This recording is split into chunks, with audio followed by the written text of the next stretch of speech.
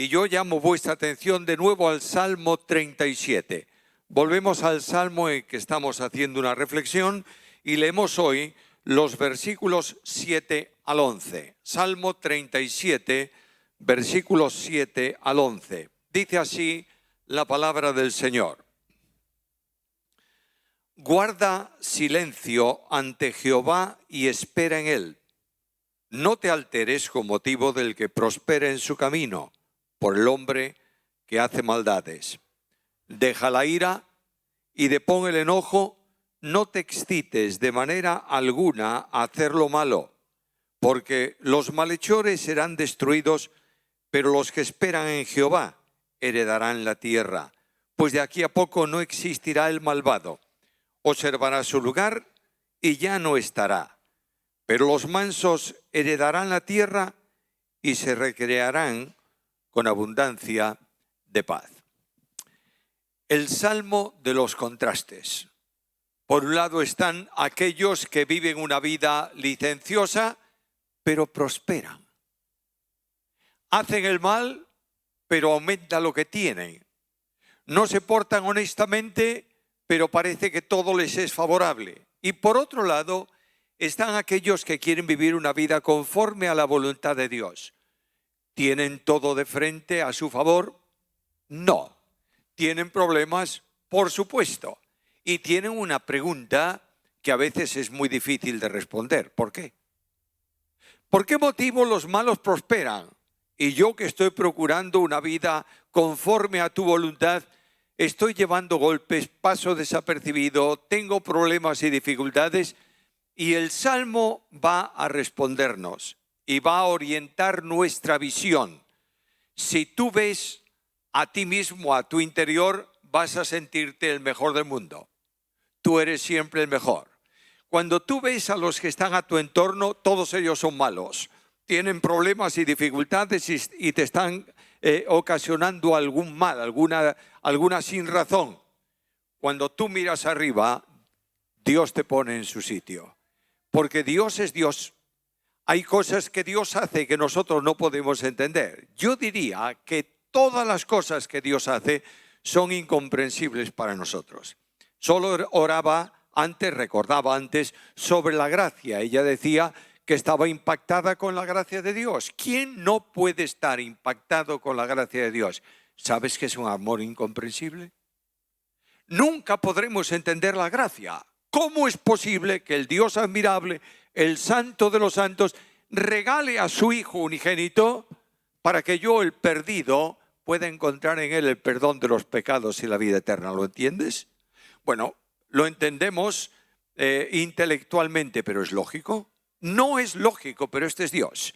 Y el Salmo está presentándonos la visión de la vida conforme a Dios y la visión de la vida conforme al hombre. Es muy interesante notar que cuando Dios habla en el Salmo, a nosotros nos indica, nos orienta, nos instruye, lo hace siempre en modo de mandamiento, en modo de demanda. ¿Por qué razón? Porque Dios es soberano. Y el soberano Dios no está rogando por algunas cosas, no pide, por favor, que hagas esto o aquello. El Dios de la soberanía determina, establece y manda, y tú tienes la obligación de responder a esa demanda de Dios. Si tú respondes conforme a lo que Él quiere, prosperarás, serás bendecido. Si tú vas por un camino diferente, no es que Dios quiera castigarte, es que te pones tú en el camino que no es conforme a la voluntad de Dios. Leímos los versículos. El Salmo es un salmo que se llama acróstico porque cada 2 versículos de este salmo tiene una letra o comienza por una letra del alfabeto hebreo. Hemos tomado las 3 primeras, hoy tenemos delante las 3 siguientes y hay 3 cosas que yo quiero destacar aquí. Primeramente, la demanda. Dios pide, Dios determina, Dios establece, Dios ordena. En segundo lugar están las bendiciones. Si tú aceptas lo que Dios ha establecido, tendrás un camino de bendición. Serás bendecido por Dios. De lo contrario, serás considerado como malo delante del Señor. Finalmente está la responsabilidad. Frente a lo que Dios dice, a lo que Dios pide, yo tengo que tomar una decisión.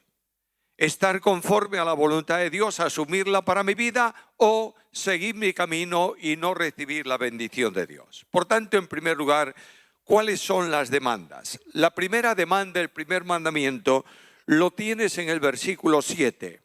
Escucha lo que Dios dice: guarda silencio ante Jehová y espera en él. Se requiere mucha gracia para asumir esto. Cállate. No digas nada, pero Señor, si tengo problemas y dificultades en mi entorno, y Dios te dice, calla. Guarda silencio delante del Señor y espera en él. El creyente, por tanto, lo que me enseña aquí es que no debe impacientarse, sino esperar confiadamente en el Señor. De otra manera, confía callado en el Señor y espérale con paciencia. Hay dos cosas que son muy difíciles. El Señor está reiterando el primer mandamiento del Salmo. Mira el versículo 1. No te impacientes a causa de los malvados, es decir, de los perversos, de los inicuos, de los que no están conforme a la voluntad de Dios. ¿Sabes que este mandamiento, cada vez que leo el Salmo, y lo he leído varias veces en estos días y a lo largo del mes pasado y del mes anterior, es un capítulo que estoy leyendo habitualmente, muy a menudo? Cuando leo esta demanda de hoy, ¿sabes lo que encuentro en esa demanda? Dios me está diciendo, Samuel, es para ti. Y para mí es un problema enormemente serio, porque no hay duda ninguna que yo soy un hombre con poca paciencia. Quiero resolver las cosas de forma inmediata y el Señor conoce mi debilidad en esa área. Y esta mañana me está diciendo, guarda silencio, cállate, espera confiadamente. No importa lo que ocurra en tu vida, espera confiadamente en el Señor. Ahora, hermanos queridos, no es un silencio absurdo de aquel que le golpean y se calla la boca y casi pide que le golpean de nuevo. Es un silencio que se establece porque hay confianza. La confianza en el Señor, en que Él va a actuar, en que Él va a funcionar, produce el silencio para mí. Porque mi causa está en sus manos y no es un silencio absurdo, es un silencio de confianza. Si se trata de injusticias, ¿estamos viviendo en un mundo de injusticias o no? Injusticias por todos los lados. En este mundo de injusticias hemos visto que el Salmo promete la actuación de Dios. Mira los versículos 5 y 6. Encomienda a Jehová tu camino y confía en Él, y Él actuará.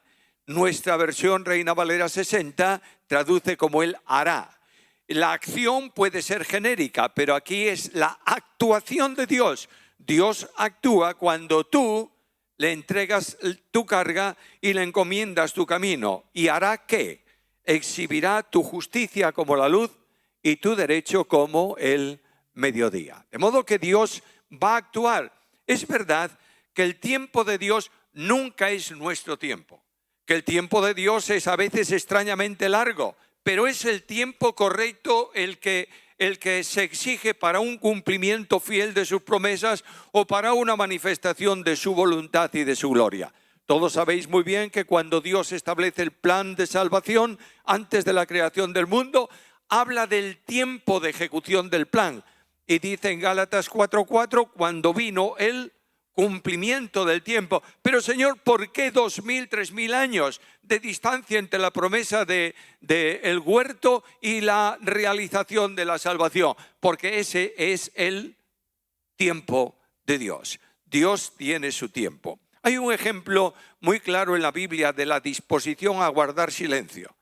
Todos conocéis la historia de Moisés. Moisés es el hijo de la hija de Faraón. Hay dos faraones en la historia antigua de Egipto que no tuvieron hijos varones. Y probablemente, estamos hablando de probabilidad histórica, fijar algo o determinar algo con tantos milenios de distancia es muy complicado. Pero es probable que Moisés fuese prohijado por una de las hijas de ese faraón cuando Faraón no tenía descendiente masculino. Por tanto, la Biblia dice de Moisés que era el hijo de la hija de Faraón. ¿Sabes qué significa? Deja volar tu imaginación.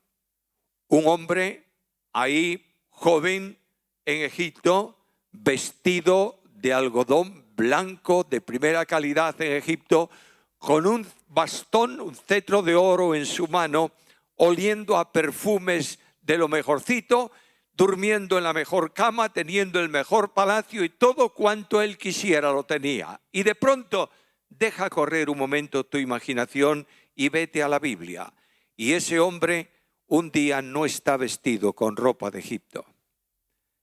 Tiene una ropa de pastor. No tiene un cetro de oro en su mano. Tiene un palo que arrancó tal vez de un árbol para apoyarse y un rebaño de ovejas que no son suyas. 40 años en Madián. Cuando Dios dice a Moisés, ahora es el tiempo, Moisés, humanamente hablando, yo le diría, Señor, tú estás muy equivocado, hombre, porque yo tengo ya 80 años. ¿Tú sabes lo que es pedirle a un hombre de 80 años que vaya a Faraón, que saque al pueblo, que lo conduzca en el desierto? Estás equivocado. No, Moisés, este es el tiempo. Y estuvo 40 años esperando en el desierto y guardando ¿qué? Silencio. No conocemos ninguna oración de Moisés que dijese al Señor durante ese tiempo, estás equivocado, mira dónde estoy yo. Tú me has traído aquí, hay un propósito en ti para mi vida, yo lo acepto responsablemente y guardo silencio delante de ti. El secreto para poder cumplir esta demanda de Dios, ¿crees que es fácil esta demanda? Yo estoy seguro que diréis que no. Es difícil, humanamente hablando. ¿Cuál es el secreto para poder guardar silencio y esperar al Señor? Pues escucha la Biblia. La Biblia da las respuestas. Yo no tengo respuestas para tu problema, ni tengo consejos que darte esta mañana. Quiero que sea la Biblia. No he venido aquí hoy por la mañana para que os escuchéis un discurso que yo he elaborado, un pensamiento de reflexión personal que apoyo en algún texto bíblico que escojo por aquí y por allá para dar firmeza a mi discurso. No quiero eso. Dios me perdone si alguna vez lo hago. Quiero que sea la Biblia, la palabra de Dios, por el Espíritu de Dios que toque vuestras vidas. No habéis venido esta mañana para escuchar a Pérez Millos. Habéis venido para preguntarle a Dios qué tienes para mí. Escucha la Biblia. ¿Por qué puedo aceptar esa demanda? En Dios solamente descansa mi alma. De Él viene mi salvación. Salmo 62:1. Porque así dijo Jehová el Señor, el Santo de Israel, en descanso y en reposo seréis salvos, en quietud y en confianza está vuestra fortaleza. Isaías capítulo 30, versículo 15. Bueno es esperar en silencio a Jehová. Lamentaciones capítulo 3, versículo 26. Mira por favor la demanda. Versículo 7, esa primera parte. Guarda silencio ante Jehová y espera en Él. Hermano mío, la boca que guarda silencio frente a la incomprensión es la expresión de un corazón santo que busca la comunión con Dios. Aquí está el secreto de la vida cristiana. La segunda demanda la tienes en ese versículo 7, en la segunda parte. No te alteres con motivo del que prospera en su camino. De manera que hay gente que prospera en su camino como el hombre que hace maldades. No te inquietes, no te aflijas, no te saque de quicio, es lo que dice el texto bíblico. ¿Todos conocéis esa expresión, sacar de quicio? El quicio puede ser el pilar de la pared en donde se atornilla la contraventana, esas contras antiguas de madera, o puede ser el listón de madera donde se atornillan cada una de las tablas de esa contra. De manera que sacar de quicio es impedir que esa contra funcione, algo que se destruye. Muchas veces en nuestra vida vienen asuntos que nos sacan de quicio, y especialmente cuando tú ves el comportamiento de otros. Observa el versículo, segunda parte de ese versículo 7. No te alteres con motivo del que prospera en su camino por el hombre que hace maldades. el Señor te está advirtiendo, nos está advirtiendo frente a esto, que para estar tranquilos tenemos que entender que el hombre que hace maldades es el que está llevando a cabo sus intrigas. La maldad puede ser violenta o puede ser sutil. La maldad es la acción que el maligno produce en la persona, de manera que hace maldades. Y fíjate que algunos de ellos en tiempos de Cristo eran enormemente religiosos. Oraban 3 veces al día, daban ofrendas, limosnas, cantaban, etcétera, etcétera. Tenían todo el servicio religioso. Y cuando ellos dicen a Jesús, nosotros somos hijos de Abraham, ¿qué le dice Jesús? Vosotros sois hijos de vuestro padre el demonio. Aquí tenéis la gran cuestión. Nuestra visión de las cosas es siempre limitada. Tú solo puedes juzgar aquello que ves, pero Dios conoce la intimidad de las personas. Y aquí tenemos el hombre que está llevando a cabo intrigas. Esto puede ocurrir en cualquier área. La situación se puede producir en tu casa, con tu familia. Tener problemas familiares que tú no entiendes y decir a Dios, ¿cómo es posible esta maldad en mi familia? Puede ser que tengas problemas en ti mismo, que tratas de superar y no lo puedes hacer por tu esfuerzo personal. Puede ser que ocurra incluso problemas en el área ministerial de la iglesia donde tú estás trabajando. Dios permite que cuando ves a los demás, se inquiete tu vida para que te pueda decir esta mañana, deja de inquietarte viendo a los otros. El hombre de fe siente paz en toda ocasión. Nota lo que dice el Salmo, no te alteres. Es enormemente difícil conseguir esto, pero es la gran bendición del camino que Dios propone para nosotros. Una tercera demanda, versículo 8. Deja la ira y depón el enojo. La ira es la manifestación de enfado profundo. Cuando tú ves que hay cosas que eres incapaz de aceptar, te levantas en contra de eso y poco a poco satura tu corazón de manera que te llenas de ira. La ira y el enojo son obras de la carne. Escucha lo que dice Pablo, Gálatas capítulo 5, versículo 20. Las obras de la carne, entre otras, son enemistades, pleitos, celos, iras, contiendas, divisiones. Es toda una escalera progresiva que te lleva al fracaso y a la ruina espiritual. Es lo contrario absoluto a lo que dijo antes el Salmo en el versículo 3. Mira el versículo 3. Confía en Jehová y haz el bien. Habitarás tu tierra y cultivarás la felicidad. Esto es importantísimo. Han pasado ¿cuántos siglos desde que se escribió el versículo del Salmo? Bueno, yo diría más que siglos, milenios desde que se escribió este versículo. Notas que a pesar de ese tiempo es la misma enseñanza y la misma razón que Dios da para cada uno de nosotros, porque es la misma necesidad. La necesidad es idéntica a lo largo del tiempo. En medio de los problemas y de los conflictos, Dios nos llama a tener calma y a no enfadarnos. Ahora, yo voy al Nuevo Testamento y notarás que el versículo del Salmo es trasladado por el Espíritu Santo de Dios a través de Pablo a la iglesia de Cristo. Efesios capítulo 4, versículo 3. Quítese de vosotros toda amargura, enojo, ira, gritería, maledicencia y toda malicia. Por tanto, el problema es el mismo. Dios está llamando a un pueblo suyo a tener descanso, a no enojarse, a no llenarse de ira, porque quien puede actuar y resolver el problema no eres tú con tu enfado. Es Dios con su gracia, su poder y su misericordia. Cuarta demanda. Versículo 8, la segunda parte. No te excites en manera alguna a hacer lo malo, de otro modo. ¿Sabe lo que dice aquí? No hagas nada malo. Es el resultado de cumplir todo cuanto antecede. La lectura del texto en otra versión es muy interesante. Escucha lo que dice la traducción de la Biblia de las Américas. Deja la ira, abandona el furor, no te irrites porque solo harías lo malo.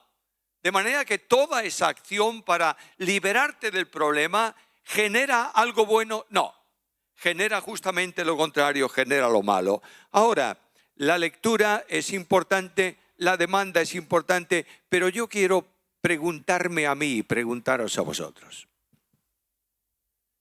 ¿Qué ocurre con la simple lectura de estos mandamientos?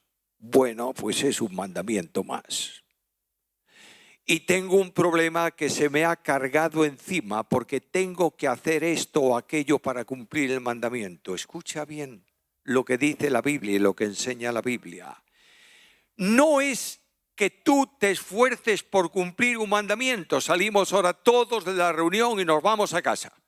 Y por el camino vamos comentando el versículo. Y el Señor nos dice que no nos enfademos. Por favor, no nos enfademos. Y si yo he peleado con mi esposa antes de venir a la reunión, desde hoy en adelante no voy a enfadarme más. Eso no va a ser verdad. Y llegamos a nuestra casa, a donde vivís, como nos pasó a nosotros esta semana. Y resulta que hay una mudanza en un piso. Alguien que se va y otros que vienen. Abrieron la puerta del portal al revés. Rompieron el cable de conexión de los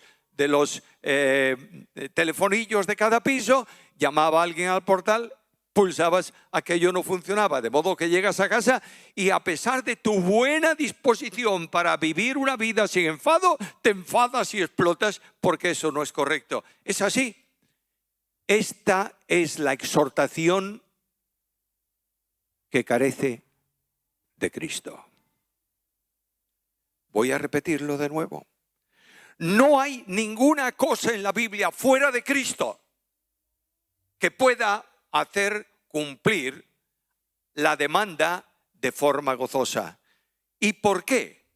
Porque no es que Dios me manda vivir una vida de tranquilidad y de paz y de no enojarme. Es porque Cristo vivió así.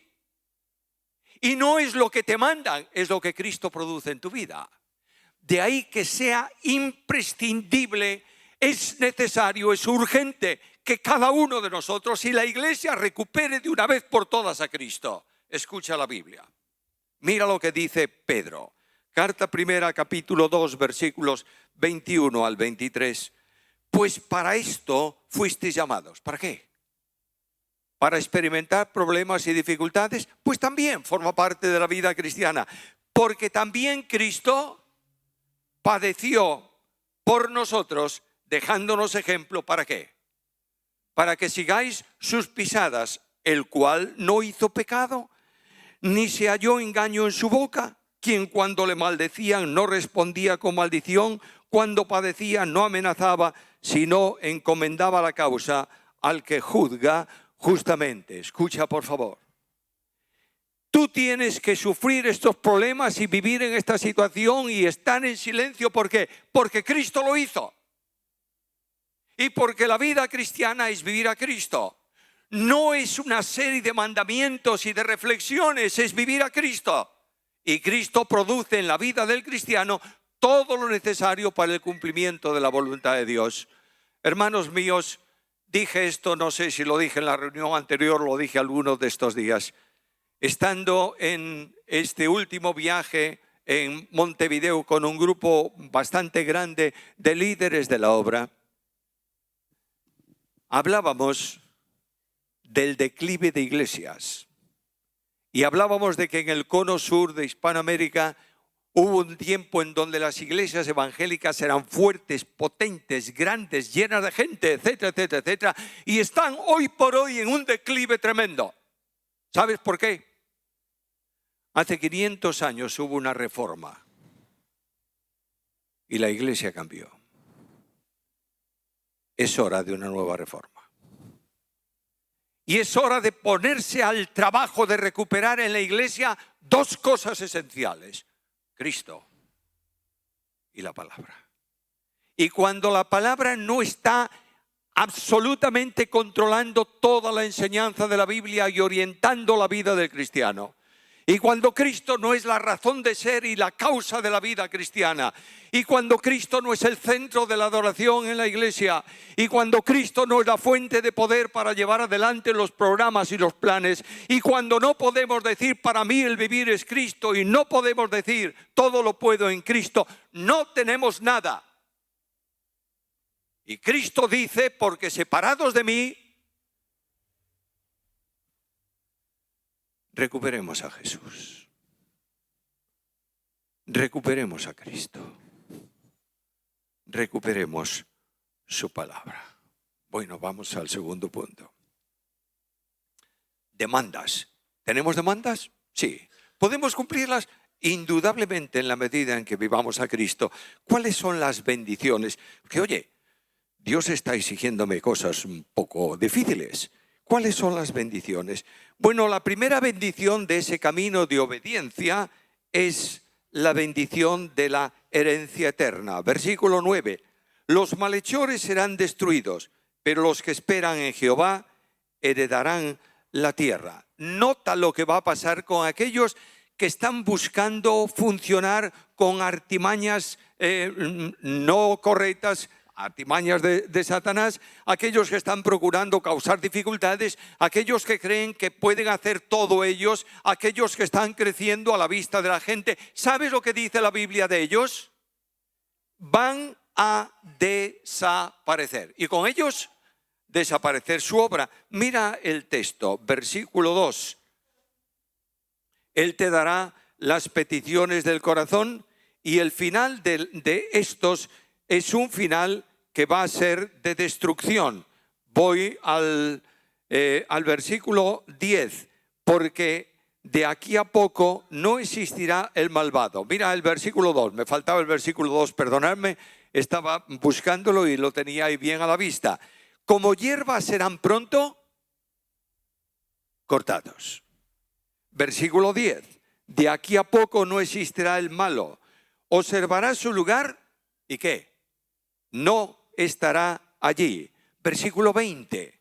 Los impíos perecerán y los enemigos de Jehová como la lozanía de los prados serán consumidos. Se disiparán como el humo. ¿Por qué razón va a ocurrir esto? Porque el mismo Dios que promete bendiciones para unos advierte de juicio para los otros. Versículo 22. Los que Dios bendice heredarán la tierra. Y los que Él maldice serán destruidos. Qué poco dura. Qué poco tiempo dura la apariencia de los que triunfan. Aparentemente durante un tiempo son los conductores, los líderes, los aplaudidos, no sé lo qué. Pero la obra de ellos termina con ellos. ¿Por qué? Porque es obra de ellos. La otra es la obra de Dios en la vida del justo. Por tanto, ellos creen que tienen todo, pero no tienen la herencia. Es decir, no tienen la bendición de Dios. La bendición es para el que es capaz de aguantar, de guardar silencio, de no alterarse, de dejar la ira. ¿Y cuál es la bendición? Heredarán la tierra. Nota en el Salmo que se menciona 4 veces esto mismo. En el versículo 9, los que esperan en Jehová heredarán la tierra. Versículo 11, los mansos heredarán la tierra. Versículo 22, los que Dios bendice heredarán la tierra. Versículo 29, los justos heredarán la tierra. Una y otra vez heredar la tierra. Para un judío, en el contexto judío, heredar la tierra era la bendición máxima que ellos esperaban. Porque Dios había tomado al pueblo de Egipto y le había prometido a Abraham, a Isaac, a Jacob, una tierra para ellos. Por tanto, la tierra era la expresión de bendición máxima que ellos podían experimentar. Cristo viene a su ministerio y predica el Sermón del Monte y dice algo semejante. Bienaventurados los mansos. ¿Por qué? Porque ellos recibirán la tierra por heredad. Ahora hay una condición ahí, manso. Manso es el que dobla el cuello, literalmente, el que acata, el que está dispuesto a servir. El pueblo de Israel, o al pueblo de Israel, se le llamaba duros de servir. ¿Sabe lo que significa? No doblan el cuello, están erguidos siempre. Y los mansos, hay dos personas en la Biblia que se le titula manso, una a Moisés, otra a Jesús. El manso es el que dobla el cuello y dice, solo tú. Y no se haga mi voluntad, sino la tuya. Estos recibirán la heredad. Los perseguidos por causa de la justicia, dice Dios, no os preocupéis porque sois herederos de todo.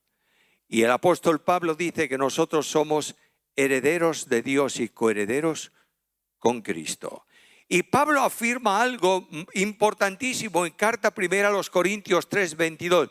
Todo es vuestro, no alguna cosa, todo.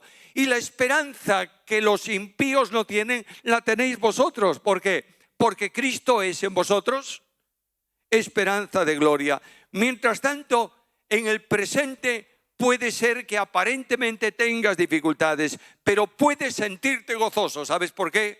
Porque eres hijo de Dios. La segunda referencia a la herencia está en ese versículo 11, en la segunda parte. Y yo quiero recordaros cuál es la seguridad de la herencia que nosotros tenemos. Esperamos cielos nuevos y tierra nueva donde mora la justicia.